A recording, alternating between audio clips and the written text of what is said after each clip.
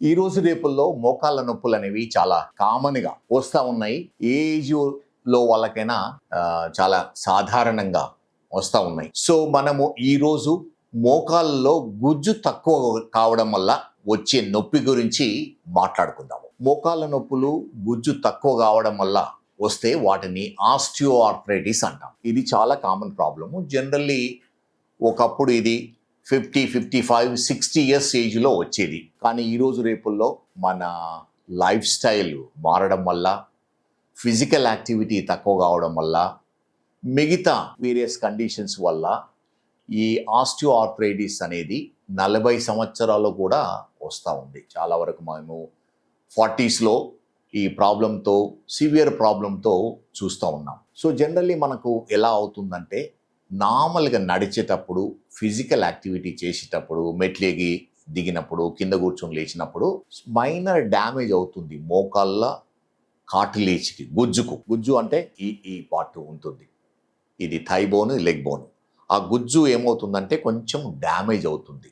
అది నార్మల్ పర్సన్స్లో ఎలా అంటే రిపేర్ అవుతుంది. డే టు డే యాక్టివిటీస్ వల్ల జరిగే డ్యామేజ్ను రిపేర్ చేయించుకునే శక్తి చాలామందికి ఉంటుంది. అయితే ఎవరికైతే ఆస్టియోఆర్థరైటిస్ ఉందో, ఎవరిలో అయితే ఈ ప్రీడిస్పోజిషన్ ఉందో, వారిలో ఈ రిపేర్ మెకానిజం అనేది ఫెయిల్ అవుతుంది. దానివల్ల ఏమవుతుందంటే ఈ day to day activities, minor injuries వల్ల ఉన్న డ్యామేజ్ రిపేర్ కాక డే బై డే అది ఇంక్రీజ్ అవుతుంది. అదే విధంగా గుజ్జు తరిగి వేర్ అండ్ టేర్ వల్ల బోన్ ఎక్స్పోజ్ అయ్యి, దానిపైన ఉన్న బోన్ ఎక్స్పోజ్ అయ్యి నొప్పి రావడానికి ఉంటుంది. దీన్నే మనం ఆస్టియోఆర్థరైటిస్ అంటాం.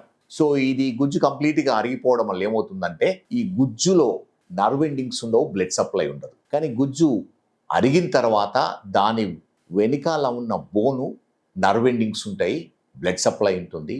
సో ఆ నర్వ్ ఎండింగ్స్ ఎక్స్పోజ్ కావడం వల్ల వెయిట్ పడి మనకు నొప్పి వస్తుంది. ఒక్కొక్కసారి బ్లడ్ వెసల్స్ కూడా కొంచెము ఓసారి బ్లీడింగ్ కూడా అవుతుంటుంది. సో ఇది జనరల్లీ ఎలా అంటే ఇనిషియల్ స్టేజెస్లో నొప్పి, స్వెల్లింగు, కొంచెము లాంగ్ డిస్టెన్స్ వాకింగ్లో నొప్పి రావడము, మెట్లు ఎక్కి దిగడంలో నొప్పి రావడము ఇనిషియల్ సిమ్టమ్స్ ఉంటాయి. ఎగ్జామినేషన్ చేయడం వల్ల ఏమవుతుందంటే కొంచెము స్వెల్లింగు, కొంచెము ప్రెస్ చేస్తే నొప్పిగా ఉంటుంది. Initial X rays maybe minor changes ఉంటాయి.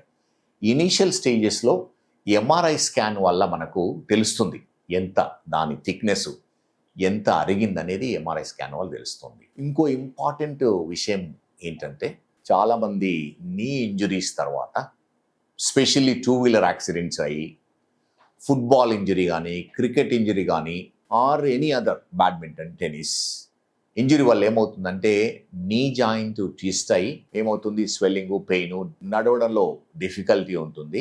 వాళ్ళలో జనరల్ ఎలా ఉంటుందంటే, చాలాసార్లు చూస్తూ ఉంటాం, పేషెంట్స్ వెళ్ళి డాక్టర్ దగ్గరికి వెళ్తారు, ఎక్స్రే తీస్తారు డాక్టర్ గారు. ఆ ఎక్స్రేలో నార్మల్ ఉంటుంది, ఏమి ఫ్రాక్చర్స్ ఉండవు. కానీ ఈ పెయిన్ కానీ, ఈ సిమ్టమ్స్, స్వెల్లింగ్ కానీ, డిఫికల్టీ ఇన్ వాకింగ్ కంటిన్యూ అవుతుంది. ఓసారి గివింగ్ వే అంటాం, ఇన్స్టెబిలిటీ ఉంటుంది మెట్లు దిగడంలో. స్పెషల్లీ ఎవరికైతే ఈ ఇంజురీస్ అయ్యి ఎక్స్రేస్ నార్మల్గా ఉన్నాయో, తర్వాత కంటిన్యూగా ఈ సిమ్టమ్స్ ఉంటే మోర్ దెన్ మేబీ వీక్, 2 వీక్స్కు కంపల్సరీగా ఎంఆర్ఐ స్కాన్ చేసుకోవాలి.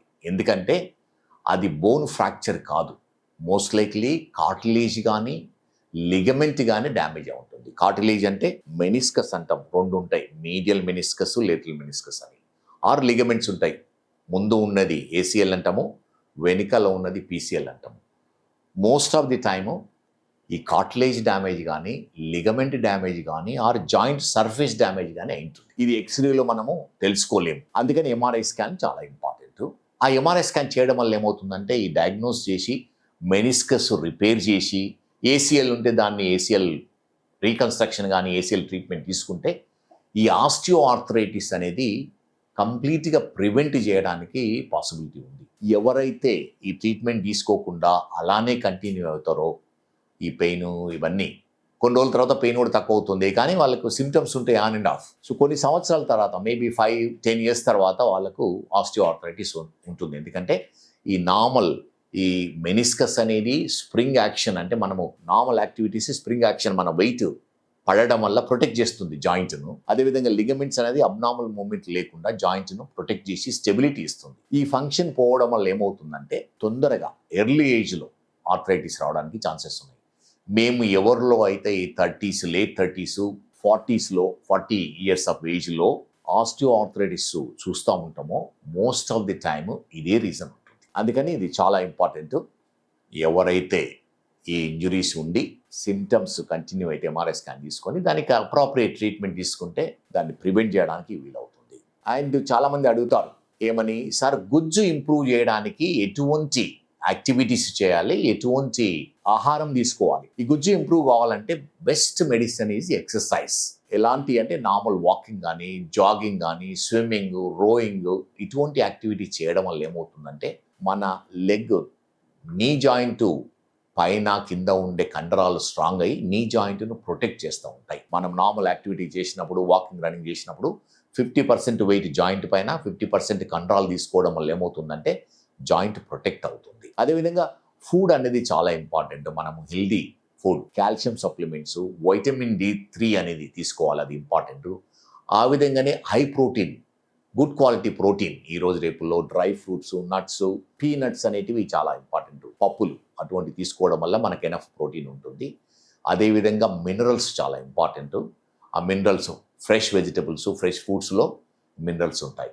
ఇటువంటి హెల్దీ ఆహారం తీసుకోవడం వల్ల మనకు సరిపోయిన న్యూట్రియంట్స్ ఈ జాయింట్కి దొరుకుతున్నాయి. దానివల్ల కొంతవరకు ఇది ప్రివెంట్ చేయడానికి వీలవుతుంది.